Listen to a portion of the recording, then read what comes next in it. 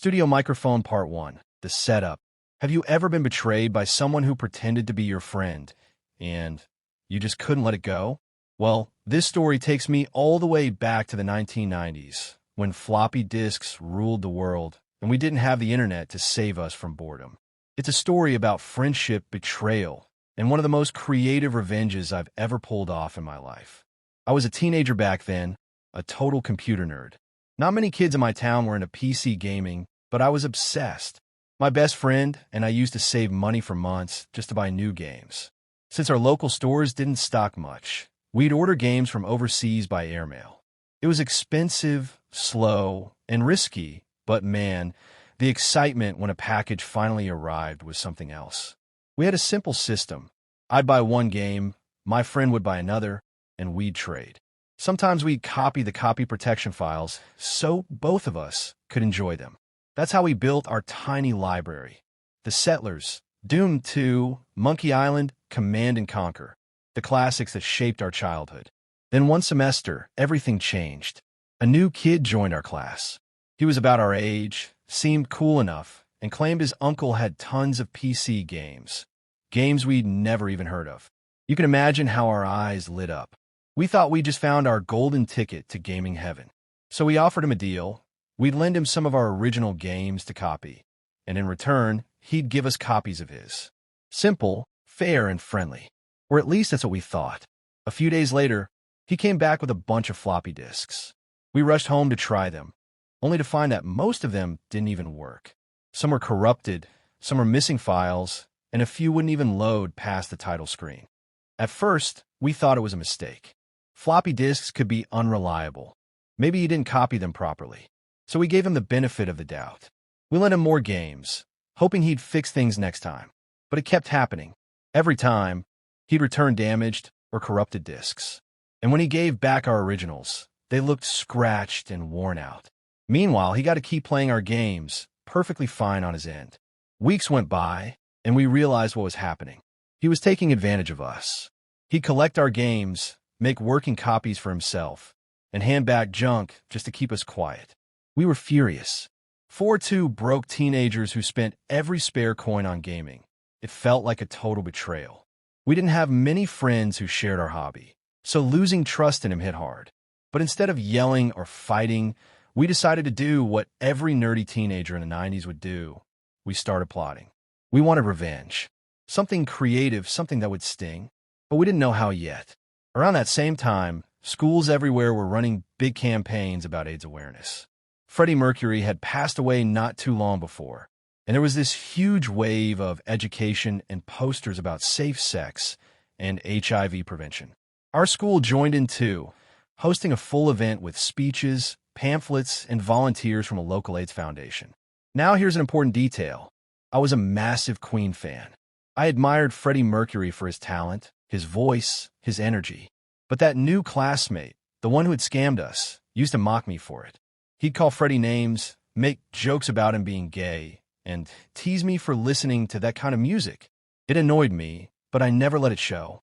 That day at the school event, after all the speeches, the volunteers gave us free flyers about AIDS, HIV, and homosexuality. And at the end, they had a basket full of condoms with the foundation's logo on them, all meant for educational purposes.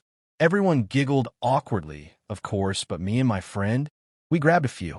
That's when the idea hit. We were the only ones in class who had access to a home computer and a color inkjet printer, a luxury at the time. And suddenly, everything just clicked. What if we made something that looked official, something that would shock him in the same way he'd frustrated us?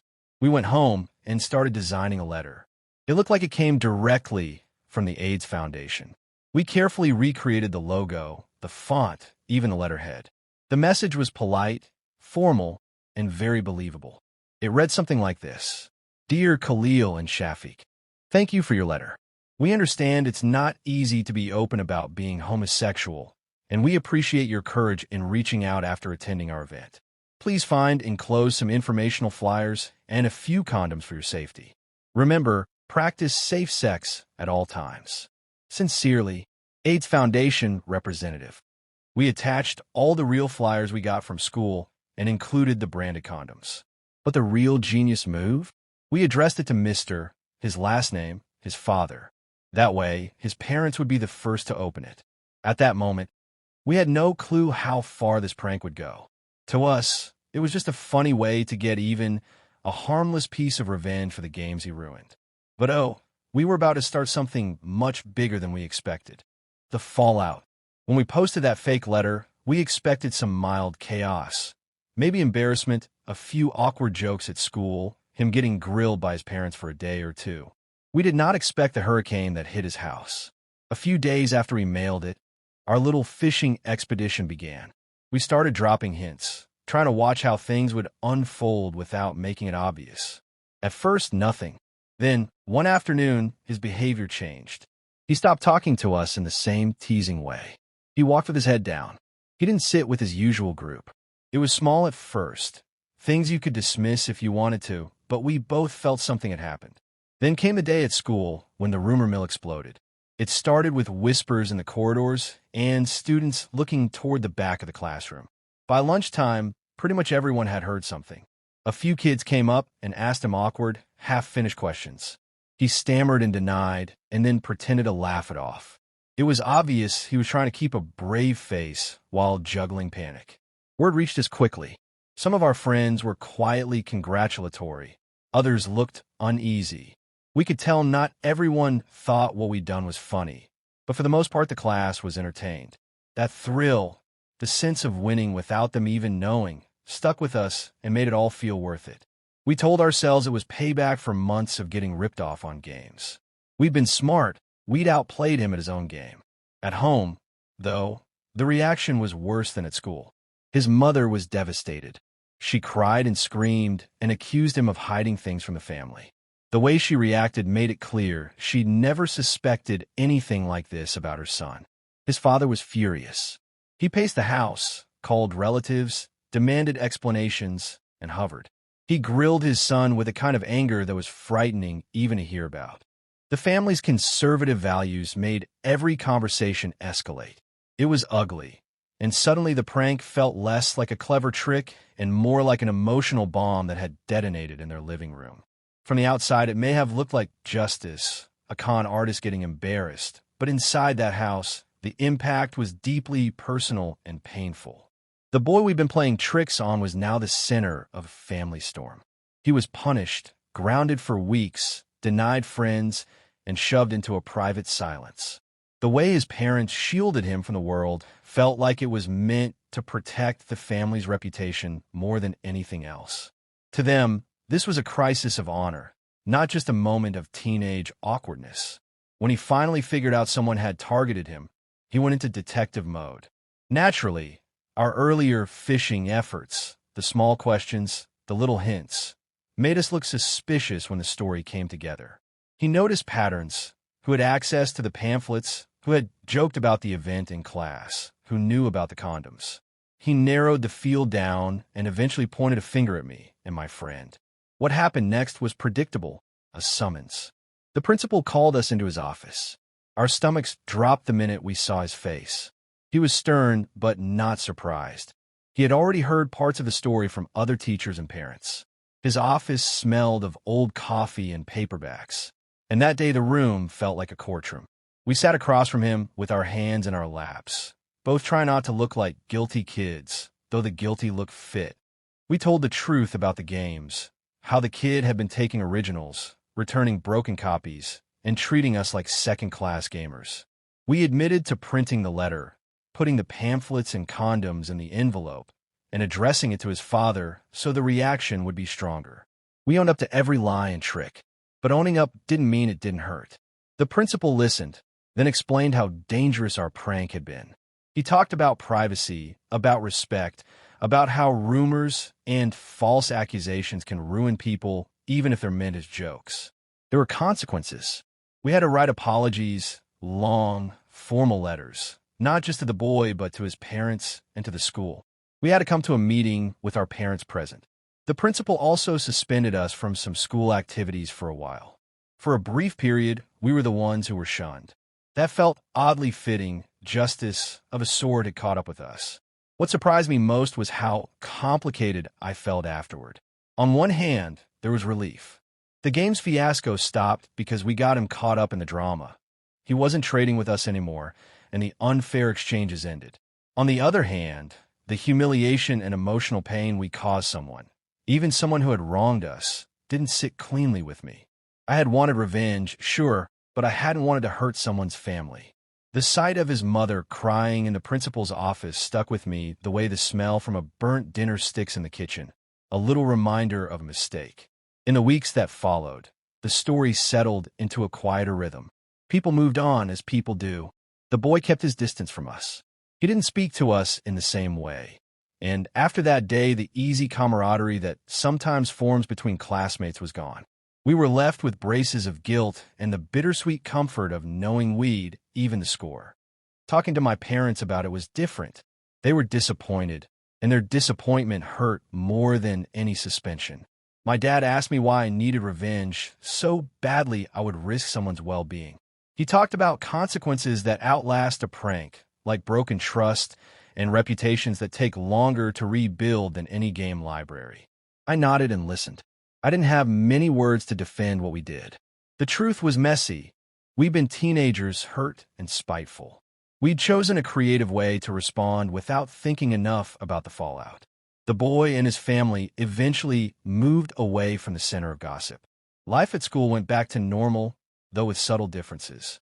People who knew the story sometimes smiled and nodded when they saw us, as if the whole thing had been a chapter that ended with a moral. Me and my friend learned a clearer, harsher lesson about the line between clever pranks and cruel ones. It was an expensive lesson, not measured in money but in conscience. Looking back now, it's easy to romanticize that old 90s revenge as some brilliant, youthful exploit.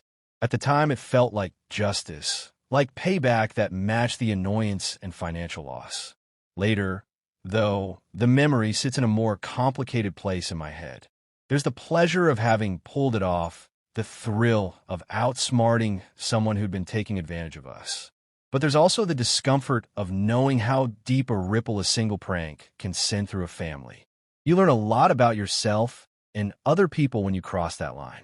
For two kids who love video games more than anything, it seemed like the right move. For the kid who opened that letter and watched his world tilt, it was a tragedy. The truth is rarely clean, and revenge rarely solves everything. It sometimes just changes the problem into something else. The lesson that stayed. It's strange how some memories from your teenage years never really leave you. They fade, sure, but they sit quietly in the back of your mind, like an old save file you can always reload. That prank, the fake letter, the fallout, all of it stayed with me far longer than I expected. It wasn't just another silly teenage act. It turned into one of those moments that quietly shapes how you see things as you grow up. After the principal's meeting and the punishment, things slowly went back to normal, or at least something close to it. The rumor cooled off, teachers stopped bringing it up, and eventually people moved on to new gossip. But even after the noise faded, the silence between me and that classmate didn't. He never looked at me the same way again. When our eyes met, there was this unspoken distance, a quiet wall built from embarrassment, anger, and maybe a bit of fear. And honestly, I couldn't blame him. At first, I tried to tell myself it was all fair. He started it. He took our games. He deserved it. Those thoughts made it easier to sleep at night. But every now and then, that voice in my head, the one that sounds like your conscience, would whisper back, yeah, but did he deserve that much? It's funny how revenge can feel sweet at first, then slowly turn bitter. For weeks afterward, I'd replay everything in my head. The idea, the planning, the laughter when we printed the letter, how proud we were of the official-looking logo. At the time, it felt like we were the heroes of our own movie, clever underdogs getting payback against a selfish villain. But the older I got, the more I realized that life isn't a movie. In real life, pranks have real consequences. And unlike in games, there's no reset button when you go too far. A few months later, his family moved away. Officially, it had nothing to do with what happened. His dad got a job in another city. But part of me always wondered if the embarrassment and tension at home made it easier for them to leave. When I found out, I felt an unexpected mix of relief and guilt. Relief, because the awkwardness at school would finally fade.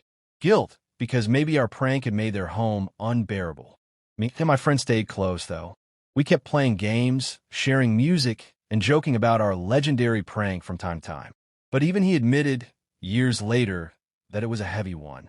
"Man," he said once, "we went too far, didn't we?" I nodded, because there was no point pretending anymore. We had gone too far, and it took growing up to see it clearly. Looking back, the weirdest part isn't the prank itself. It's how easy it was to justify it when we were young. Teenagers live in a world of extremes. Someone hurts you, you want to hurt them back twice as bad. Someone embarrasses you, you want to embarrass them more. Back then, that felt like balance. It felt like justice. But the truth is, justice and revenge don't live in the same neighborhood. One fixes things, the other just adds fuel to the fire. As the years rolled by, that story turned into something I'd tell friends over drinks. Half as a funny throwback, half as a lesson in how creative stupidity can get when you mix teenage pride with free time. Every time I told it, the laughter came first and the pause came after. Because underneath all the humor, there's that quiet awareness of what it really was, a lesson disguised as a prank. And you know what? It did teach me something. It taught me that actions spread farther than you think. One harmless joke can turn into someone's worst week. One letter printed for revenge can become a memory that defines your teenage years for all the wrong reasons. I learned that creativity is powerful, but when you use it to hurt, it leaves a stain, not on others, but on you. In a strange way, that whole incident also changed how I deal with people. Later in life, when someone tried to take advantage of me, I didn't look for revenge.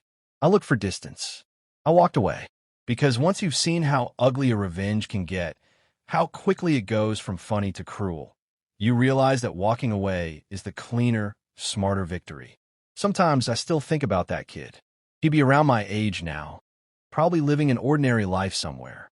Maybe he has kids of his own, maybe a job, maybe even a laugh about the old days. I hope so. I hope he moved on fully and that our stupid teenage stunt didn't leave a deeper scar than I meant it to. Because the truth is, if I could go back, I'd handle it differently. I'd still want to teach him a lesson, but not one that involved humiliating him in front of his family.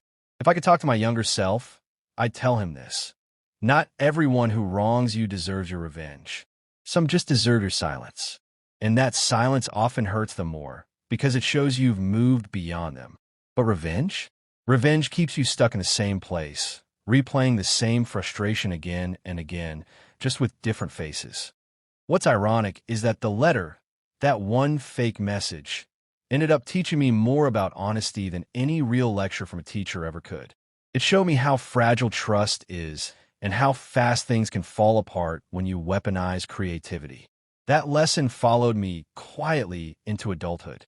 Whenever I catch myself getting angry, plotting payback, or imagining a perfect comeback, I remember that day in the principal's office. The awkward silence, the disappointed looks, the realization that being clever isn't the same as being right. Years later, when I saw a Queen documentary, it hit me how much of this story started because of Freddie Mercury, because of a joke someone made about him, because of a moment of ignorance, and because I couldn't let go of wanting to prove a point. The man my classmate mocked for being different ended up being the reason I learned one of the most valuable lessons in life. Empathy is stronger than revenge. If I could tell that story to anyone younger, maybe someone dealing with the same kind of betrayal, I'd say this. Revenge feels good for a moment. Growth feels good forever. It's not about forgetting what someone did to you. It's about choosing not to let their actions drag you down to their level. Sometimes the best way to win is to outgrow the need to fight. Still, every time I think back to the 90s, the sound of floppy disks whirring, the dial-up tones, the smell of printer ink, that memory flashes by like an old movie scene. Two kids sitting at a computer, laughing over a prank they thought was genius. They didn't realize they were writing a story they'd never quite forget. And even though it happened decades ago, that story still has its place in my head. It reminds me of who I was: curious, impulsive, too proud, and maybe a bit foolish, and how far I've come since then. Because sometimes growing up isn't about getting taller or older. It's about learning the difference between cleverness and kindness. So yeah, That's the story of how a teenager in the 90s learned one of the hardest lessons of his life through a floppy disk scam, a fake letter, and a prank that went way too far. It started with games, but ended up teaching me about people. And in the end, maybe that's what all good stories do. They start with something small and teach you something big.